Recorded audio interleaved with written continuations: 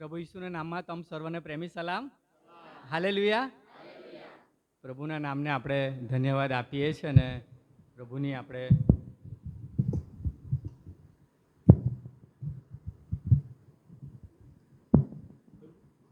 સ્તુતિ આરાધના કરીએ છીએ, કેમ કે આપણો પ્રભુ મહાન છે. માફ કરજો, મને આ માઇકથી ફાવતું નથી એટલે મેં આ સ્ટેન્ડ લીધું છે. પ્રભુના નામને આપણે બહુ ધન્યવાદ આપીએ છીએ. પ્રભુ આપણા બહુ મહાન છે અને ભલા છે. ગયો આખો મહિનો પ્રભુએ આપણને સાચવ્યા, સંભાળ્યા અને આ જૂન મહિનાનો પહેલો દિવસ અને પ્રથમ રવિવાર પ્રભુએ આપણને આપ્યા અને માટે પ્રભુના નામને ધન્યવાદ આપીએ છીએ. જેઓ નવા આવ્યા છે તેઓ ઊભા થશો. પ્રભુ ઈસુના નામમાં તમ સર્વનો પ્રેમથી આવકાર કરવામાં આવે છે. જો તમે પ્રથમવાર આવ્યા છો તો church of the brethren Surat પરિવાર તમારો પ્રેમથી આવકાર કરે છે. ખાસ વિજયભાઈ વાનખેડે તે ઊભા થશો. વિજયભાઈ કે જેઓની આકસ્મિક રીતે મારી મુલાકાત થઈ, બેસી જજો. જેઓની આકસ્મિક રીતે મારી મુલાકાત થઈ શુક્રવારે અને એમને પ્રભુનું નામ આપવામાં આવ્યું, પ્રભુનું વચન તેમને આપવામાં આવ્યું અને એમને કહેવામાં આવ્યું કે તમે અચૂક રવિવારે આવશો. નાના વરાછા તેઓ રહે છે અને આજે તેઓ આવ્યા છે. Church of the brethren Surat તમારો પ્રેમથી આવકાર કરે છે. આજે ઘણા બધાની બર્થડે પણ છે, એનિવર્સરી પણ હશે. તમે પ્લીઝ ઊભા થશો, તમારા માટે અમે પ્રાર્થના પણ કરીશું. જેઓની બર્થડે છે, થેન્ક યુ, વેરી ગુડ. જેઓની બર્થડે છે વેરી ગુડ, ઊભા થશો. Very good. જેઓની એનિવર્સરી હશે તમે એ પણ ઊભા થશો. અમે તમારા માટે વિશેષ પ્રાર્થના કરીશું. અમે તમારો પ્રેમથી આવકાર પણ કરીએ છીએ, કેમ કે ઈશ્વરે તમને તમારા જીવનની અંદર એક નવું વર્ષ ને નવો દિવસ ઉમેરી આપ્યો. તમે ખૂબ આનંદિત રહો, પ્રભુમાં તમે આગળ વધો એવી અમે ચર્ચ ઓફ ધી બ્રધરન પરિવાર તમે શુભેચ્છા પાઠવે છે. આવો આપણે પ્રાર્થના કરીએ, એ જીવનોને માટે ખાસ પ્રાર્થના કરીએ. લાયસન્સ ઉપદેશક મહેન્દ્ર સાહેબને હું વિનંતી કરીશ, તેઓ આગળ આવશે અને ખાસ તેઓના માટે પ્રાર્થના કરશે.